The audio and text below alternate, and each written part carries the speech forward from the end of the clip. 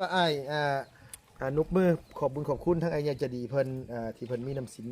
น้ำจิตน้ำใจมามอบปัจจัยให้อ้ายพอได้ซื้ออยู่ซื้อกินซื้อเครื่องนุ่งเครื่องไส้โดยเอามีแต่ว่าจะมียังเราลุงนวลลุงเฮยเรามีแต่คำของมุกกดเป็นแหละจากใจถูกขาเองแหละคือว่าให้เป็นมีสินน้ำใจมอบให้เป็นกำลังใจให้กับที่สู่ต่อไปก็ขอของมุกกดใจน้ำอ้ายได้หลายที่มีเงินมีคำมอบให้ขอให้อ้ายจงอยู่ดีมีแรงจะจากโลกไปใครเจ็บทำมาค้าขายขอให้เจริญรุ่งเรืองอยู่มันควันยืนค้าขายร่ำรวยสาธุโอ้ยคือสั่นแห้งแค่บัดนี้ลุงหนวดเลยโอ้ยโมเศร้าเนาะโมเศร้าเลยเอาเวลาขึ้นก็ขึ้นแห้งแบบนี้มันว่าโดยเวลาตกใจนี่ขึ้นคือกันบ่ขึ้นคือกันเวลาตกใจดีใจนี่ขึ้นเนาะโดยคันว่าเวลาเศร้าๆนี่เป็นได้เงียบ แบบนี้ต้องอกหักเรื่อยๆให้เรื่อยๆฉะนั้นเนาะโอเคนะเนาะหยอกกันได้แล้วอย่าถือน้องเด้อได้ขอบคุณขอบคุณหลายเอาจังได๋ก็โดย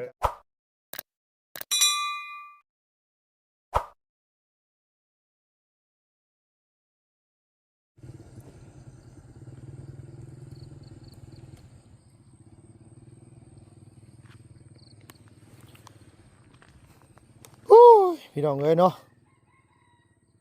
มาบาดนี้ก็ยังคือเก่าคือเดิมอยู่เพียงเนาะทางเขาบ้านเทิมนึกว่าเพิ่นซ่อมเพิ่นแซมแหละมาอัปเดตถนนทางบ้านเทิมพี่น้องเอ้ยว่าสิสั่งแห่สั่งทรายเข้ามาก็ยังคือเก่าอยู่รถเพิ่นเข้ามาบ่ได้ดอกเขาเจ้ายังบ่ทันได้ปงได้แปลงบ่ช่างอยู่อันนี้ก็ได้เอ้าประธานนี่แหละกำลังว่าสิเห็นว่าโดยมาสำรวจทางนี่แหละว่ารถเขาเจ้าเข้าไปได้บ่แกแห่แกทรายเข้าไปโดยเอาสบายดีเด้อลุงหนวดเด้อโดยสบายดีพี่น้องเอ้ยโดยแต่ว่าข่อยว่ายันมันบ่ได้หลายกว่าเนาะบ่ได้นะบ่ได้อยู่นี่อยู่รอดอยู่นี่แต่บ่รอดอยู่พุ่นอยู่พุ่นเดี๋ยวสิเข้าไปเบิ่งหั่นได้เนาะนั่นเป็นรับตัวหมดฮะบ่ได้เลยน้ำมันยังบ่ทันได้ขาดวังน้ำยังไหลอยู่รอดยังไงนะรถเพิ่นบ่ขึ้นครัวอยู่แล้วโอ้ยขึ้นครัวได้เพราะเขาเจ้าก็ไปชงเฮาถึงแล้วไปสำรวจแล้วเมื่อกี้นี่ไหลล่วงอยู่น้ำมันยังบ่ทันได้ขาดวังเบิ่งเลยยุดไหลแล้วก็พดลัดเบิ่งก็มันนั่นละมันแจ่มแล้ว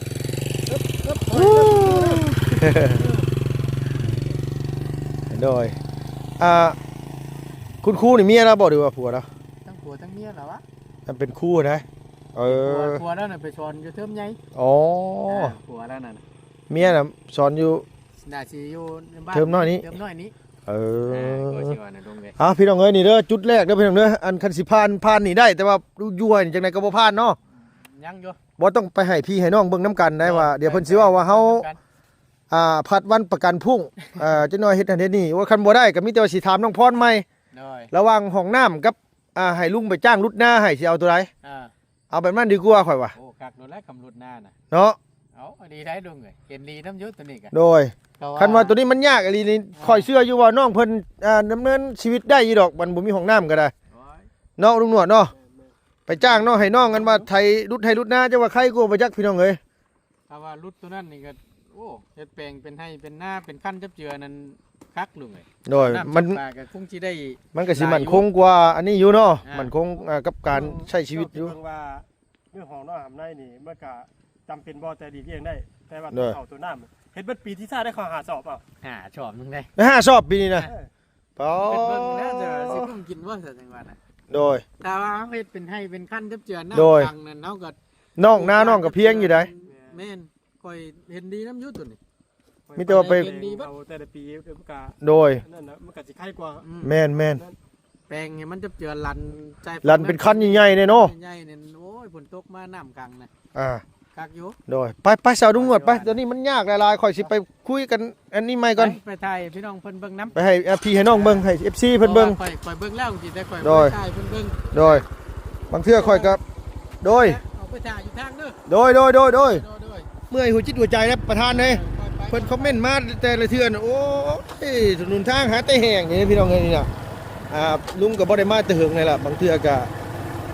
ต้องขอโทษขออภัยพี่น้องหลายๆที่เฮาเฮ็ดงานล่าช้าซะว่าจังซี่ซะเพราะว่าการ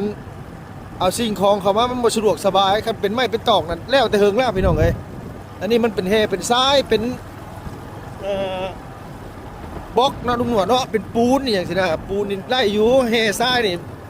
มันยากพี่น้องเอ้ยแฮทรายน่ะบล็อกนี่ก็คันใช้รถไถมากะ หลายลบ มันหลายลบได้เที่ยวเพิ่นคิดเป็นลบถึง300,000 400,000เงินเฮาก็บ่ได้หลายบาดทีนี้โอ้ยตอนมาใหม่ๆคิดว่าหน้าทงนี่สิบ่ได้กินข้าวเนาะลุงหนวดเนาะ มาวันนี้เห็นงามสิ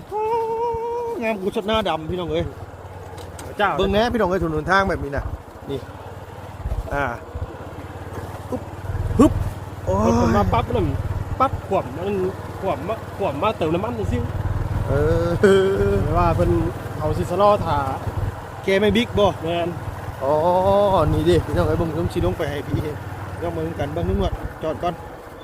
นี่เนาะ ถือว่าผมต้องบอกว่า โดยไปจะไปถ่าก่อนอย่าพูดไปเอาพี่น้องเอ้ยเนาะรถนี่ข้าเจ้านี่ต้องมานี่ข้าเจ้าต้องลงทางนี้พี่น้องเอ้ยเนาะ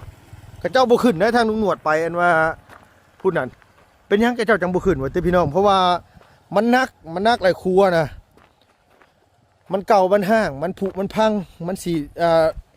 รูปสิจมมื้อใดก็ยังบ่ฮู้นะพี่น้องเอ้ยว่าไงมันสิฮักสิเพมื้อใดก็ยังบ่ฮู้เนาะเพิ่นก็เลยอันว่าบ่เอามาส่งให้แล้วบัดทีนี้เนาะคือรถยกตัวอย่างซะรถอันว่าแกเฮแกทรายมานี่ลิฟต์ตรงนี้น่ะพี่น้องเนาะบอกขอโทษนํแล้วเพิ่นสิบ่เททิ่มอยู่นี่บ่เพิ่นสิบ่เสียดายบ่เฮาก็สิซื้อน้ำเพิ่นบ่เฮาสิจ่ายเงินเพิ่นบ่ซั่นก็บ่จ่ายอีกหันน่ะพี่น้องเนาะเพราะว่าหยังของที่เฮาสั่งน่ะมันบ่ไปฮอดจอดถึงที่หม้องเฮาอยากให้ไปเทไปกองไว้คือเฮือนน้องพรเฮือนน้องกันว่าถูกแล้วเฮาสิมาตักเอาอยู่นี่มันก็บ่เป็นอันเว้าอีกพี่น้องเอ้ยพุ่นน่ะแต่ลุงเหยียบซื่อก็ยังลมบวพุ่นน่ะนี่เนาะมันก็ขึ้นบ่ได้นี่แต่ปกตินี่เขาเจ้ามาส่งน่ะเขาเจ้ามาลงทางนี้นี่พี่น้องเอ้ยลงมาทางนี้นี่เนาะลงมาพี่แล้วก็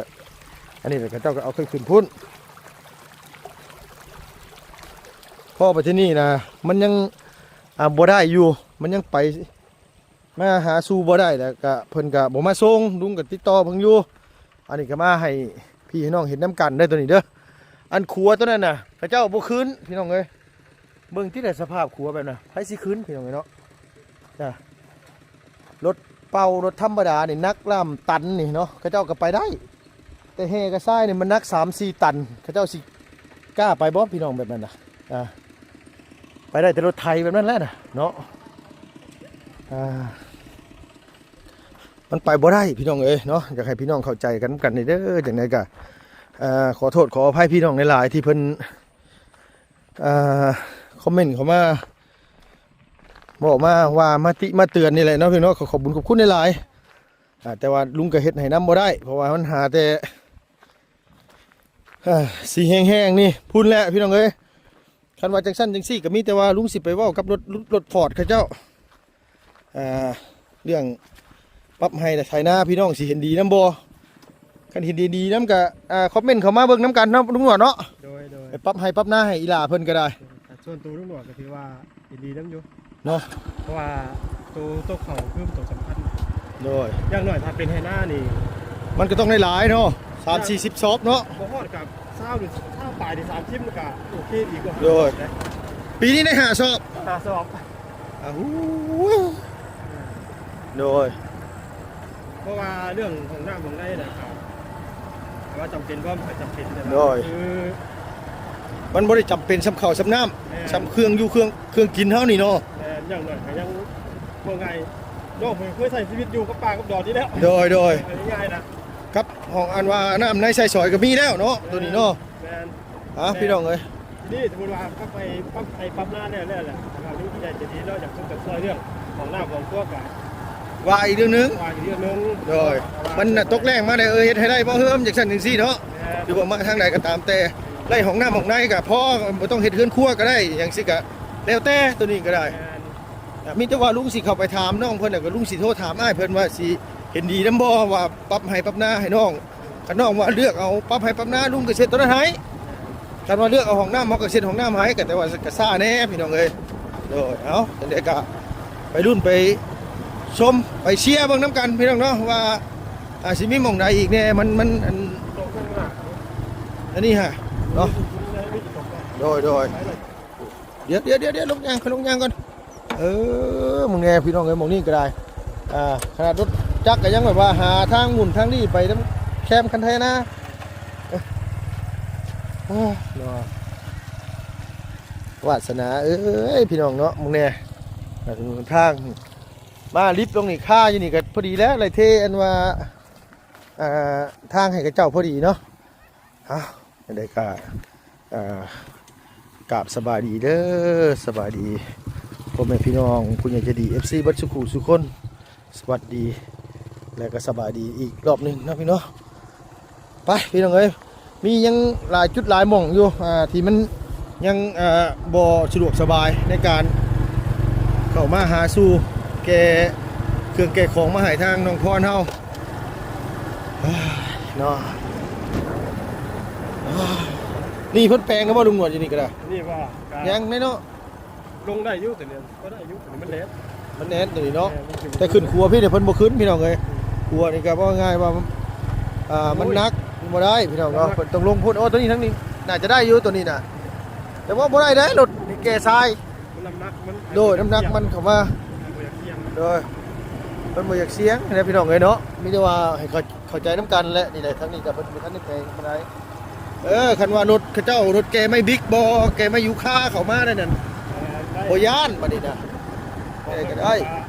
ก็อยู่เรื่องของยังรอถ่ายตัดอีกกันเลย โดย เขาจะรอทางนี่ เขาเจ้ารอทางนี่นะเนาะรอตัดเพราะว่าทางเขาก็ได้เขาเกมได้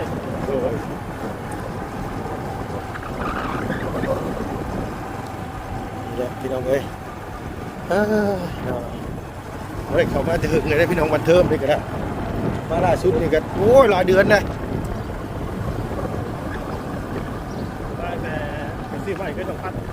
โดยแมนนี่ขึ้นน้องพันจนว่าขึ้นเรียบร้อยจนว่าได้ดิบได้อยู่ทั้งถ้าพอได้จำได้อยู่พวกนี่ต้องไปจื้อจ้ะแล้วมาจื้อช่ำยักษ์ข่อยวะไฟฟ้าเขาว่าขึ้นน้องพันจ้ะเอ้าแต่ว่าตื่นเลยมั้ย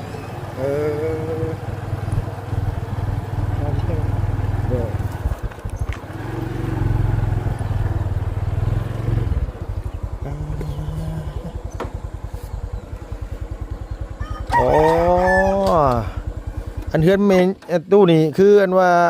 เอาฝาใส่ไม้ซื่อๆเนี่ยฝากับสังกะสีแล้วอันนี้ได้ใส่ลุงหนวดอันมันเอ็นไปฟังงั้นเนาะเสียได้สั่นน่ะ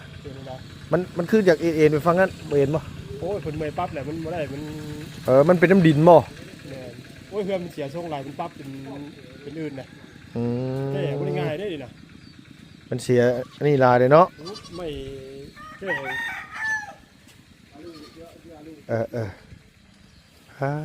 เจ้าเฮือนน้องพันกับเฮ็ดพอดีอ่องต้องไปน้องเอ้ยน้อยกว่าเฮือนสามมอนได้เนาะลุงหนวดเนาะซ้ำกันบ่6 เมตรกับนี่ก็6 เมตร 7 เมตรอัน6 คูณ 7บ่แต่บางช่วงมันขึ้นน้อยกว่าเฮือนสามมอนแบบพี่น้องเอ้ยลุงก็บ่ได้มาแต่หึงเนี่ยตื่นหูตื่นตาได้ลุงก็ได้เนาะมาบัดที่นี่โอ้ยซ้ำกันนั่นแหละลุงหนวดเด้โดยซ้ำกันเอาขี้เข็บตะขาบบ่เอาไอ้อาดแล้วนอนใช่อาดนะโดยทั้งไหนล่ะเราอยู่ใส่ละไอ้อาดโอ้ยมาพี่เด็กว่าไอ้ป้าคิดฮอดบ้านมาจักอันนั้นบ่โดยสบายดีเด้อแม่เด้อใครให้คิดฮอดบ้านเอาแล้วบัดไปไทยไปต่างประเทศบัดบ่เห็นให้บัดมาแถวนี้บัดให้มันก็บ่แม่นแล้วไอ้โดยสบายดีโอ้ยังสั่นคือเก่าบ่ซุมื้อนี้ก็ได้ โอ้เอ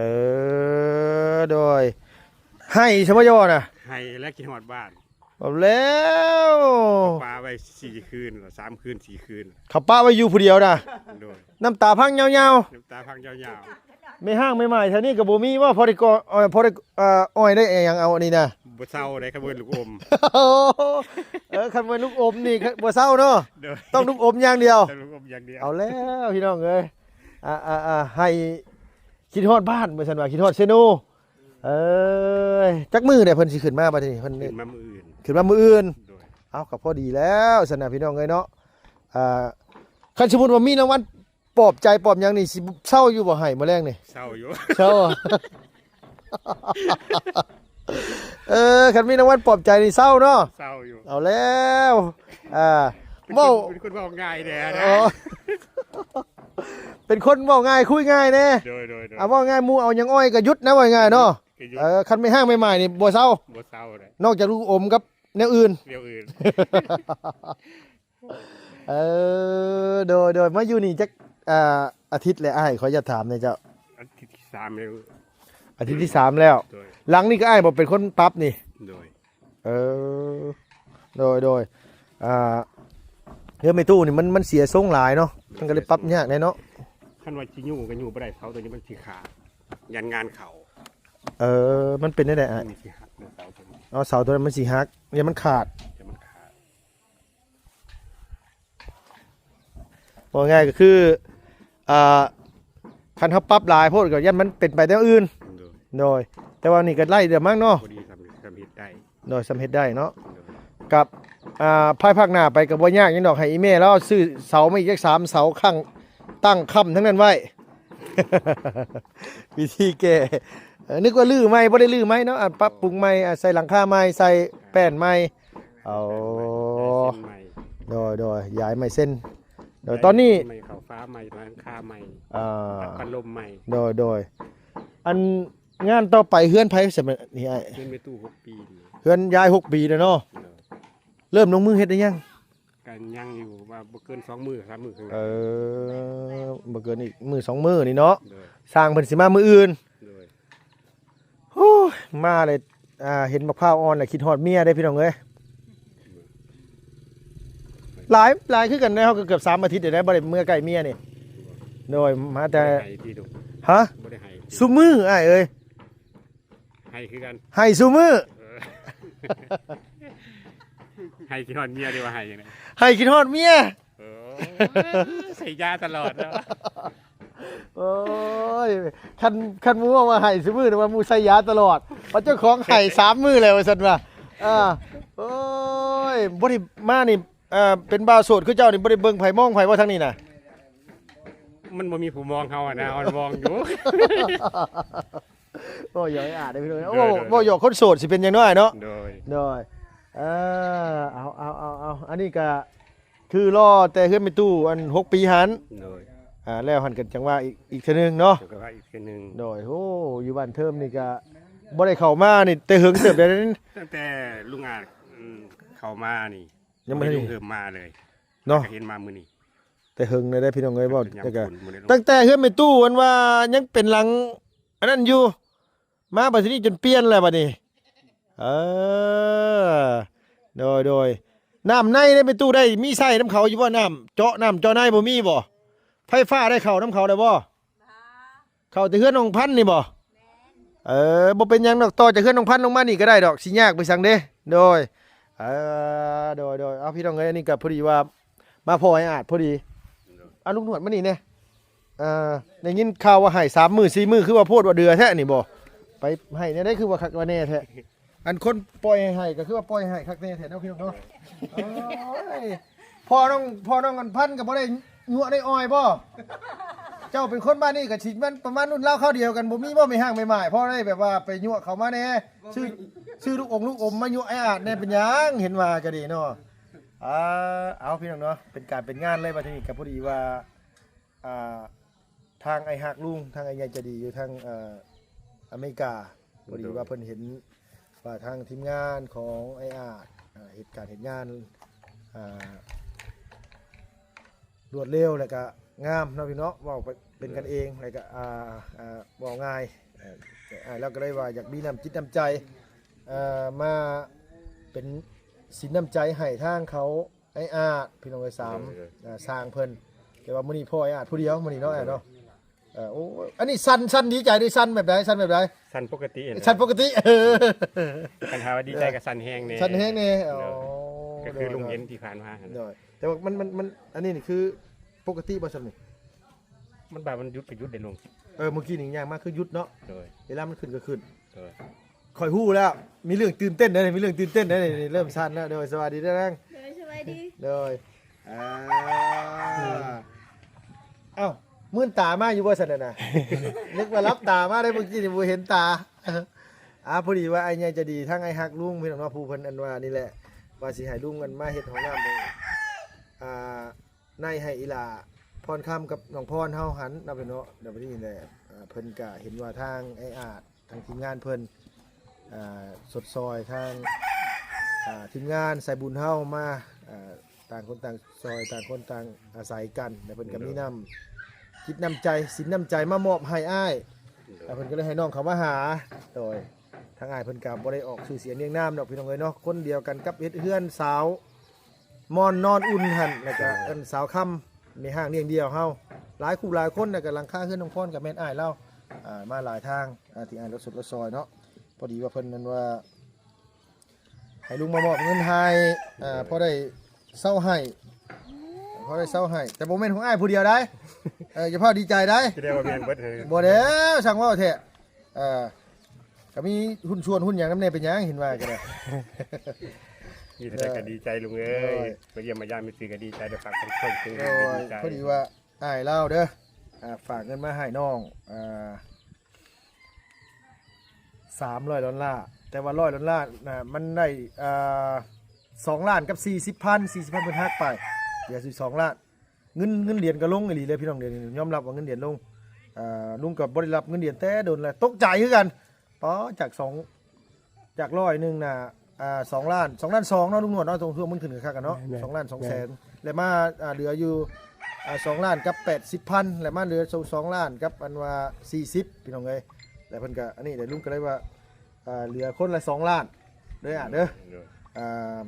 เขาก็บ่ได้นับบ้างนะเอาเพิ่นนับแล้วเรียบร้อยเลยเขาก็ได้เห็นว่าเพิ่นนับแล้วก็เลยบ่ได้นับครบกระเสยอยู่คันขาดกระเสยอยู่คันเกินคืน ผูกมัดขนาดเนาะ เอาอันนี้ก็เป็นเงินทางอันนี้จะดีเด้อเด้อเป็นจำนวนเงินอยู่2 ล้านกีบมอบให้อ้ายเป็นสินน้ำใจถือว่าเป็นกำลังใจให้อ้ายเฮ็ดเวียกเฮ็ดงานสู่ชีวิตดำเนินชีวิตต่อไปคือเพิ่นเห็นกับเงินว่าเพิ่นหักเพิ่นแพงเนาะเพิ่นก็ได้ให้ลุงมาเป็นสะพานบุญให้ยังเดืออยู่2 สร้างพี่น้องเอ้ยเนาะ อันนี้นี่คือว่าแต่ละคนแม่นบ่ แต่ละคนอันนี้ของอ้ายผู้เดียว โอ้ อีก2 คนนี่น้องสิมอบให้คันไว้น้ำอ้ายผู้เดียวก็โอ้ไผสิกล้าไว้เงิน 6-7 ล้านสั่นแบบนี้ โอ้โจรขึ้นมาบ่ทันเฮ็ดหยังก็ทิ่มเงินให้เขาแล้วสู้เขาบ่ได้ฮะอันนี้ของอ้ายผู้เดียวเด้อตัวนี้เด้ออันนี้ของอ้ายผู้เดียวเดี๋ยวอันอีก2 ล้านเดี๋ยวเพิ่นมามื้ออื่นแม่นบ่ โดย เพิ่นมาสิขึ้นมามื้ออื่นเนาะ โดย ขึ้นมามื้ออื่นเนี่ยน้องสิเข้ามามอบให้เพิ่นอีกเทื่อนึง โดย อันนี้พ่ออ้ายก่อนก็สิมอบให้อ้ายก่อน โดย เนาะดีใจอยู่บ่ โอ้ยดีใจเลยลุง อ๋อเพลงชันแห้งไงนี่เนาะ เอามิแต่ว่าทั้งนี้กับมิแต่ว่าอ้ายนุบมือขอบบุญขอบคุณทั้งไอ้ยาจะดีเพิ่นที่เพิ่นมีน้ำสินน้ำจิตน้ำใจมามอบปัจจัยให้อ้ายพอได้ซื้ออยู่ซื้อกินซื้อเครื่องนุ่งเครื่องไส้ โดย หน่อยเอามิแต่ว่า ก็บ่มีหยังเนาะลุงนวลลุงเฮยเรามีแค่คำของมุกกดเป็นแหละจากใจถูกขาเองนี่แหละคือว่าให้เป็นมีสินน้ำใจมอบให้เป็นกำลังใจให้ก็สิสู้ต่อไปก็ขอผมขอบใจน้ำอ้ายหลายๆที่มีเงินมีคำมอบให้ขอให้อ้ายจงอยู่ดีมีแรงจะจากโลกไปไข้เจ็บทำมาค้าขายขอให้เจริญรุ่งเรืองอยู่มันควันยืนค้าขายร่ำรวยสาธุ สาธุโอ้ยคือสั่นแห้งแค่บัดนี้ลุงหนวดเลยโอ้ยบ่เศร้าเนาะ บ่เศร้าเลย เอาเวลาขึ้นก็ขึ้นแห้งแบบนี้มันบ่อ้าย โดย เวลาตกใจนี่ขึ้นคือกันบ่ ขึ้นคือกัน เวลาตกใจดีใจนี่ขึ้นเนาะ โดย คันว่าเวลาเศร้าๆนี่เป็นได้ใด เงียบ แบบนี้ต้องอกหักเรื่อยๆให้เรื่อยๆฉะนั้นเนาะโอเคเนาะเนาะหยอกกันเด้ออย่าถือน้องเด้อได้ๆขอบคุณหลายๆเอาจังได๋ก็โดยเจ้าโดยพี่น้องเอ้ยสำหรับคลิปนี้ก็เนาะพี่น้องลุงก็มาเป็นสะพานบุญให้ทั้งอ้ายใหญ่ใจดีเฮาที่เพิ่นมีน้ำจิตน้ำใจที่เพิ่นได้สดได้ซอยทางผู้ทุกข์ผู้ยากผู้เพิ่นขาดแคลนเนาะพี่น้องเนาะเพิ่นก็ซอยด้วยดีเสมอมาอ้ายแล้วก็ยอมรับอยู่ว่าสินน้ำใจยังอ้ายเพิ่นก็ยอมรับว่าเพิ่นมีน้ำจิตน้ำใจดีงามแล้วก็เพิ่นก็บ่ได้บอกชื่อเสียงเรียงนามว่าเพิ่นชื่อหยังเป็นคนเมืองไหนแขวงใดแต่ว่ารู้แต่ว่าอ้ายเราเป็นคนลาวเฮานี่แหละแต่ว่าอยู่ทางต่างประเทศเนาะเพิ่นก็เป็นอ้ายฮักลุงผู้หนึงที่ชดซอยให้น้องทำการทำงานให้จังได๋ก็ขอให้อ้ายอยู่เย็นเป็นสุขเด้อความเจ็บอย่าได้ความไข้อย่ามีปรารถนาสิ่งใดก็ขอให้อ้ายสมหลังมโนบางเนาะขอให้ร่ำให้รวยขอให้ทุกสิ่งอย่างที่อ้ายเฮ็ดอ้ายทำให้เจริญขึ้นเนาะขอให้ครอบครัวเรือนซ่านบุญกุศลที่อ้ายเฮ็ดอ้ายสร้างขอให้ปกปักรักษาให้สุขภาพพระไม้อ้ายแข็งแรงยิ่งขอให้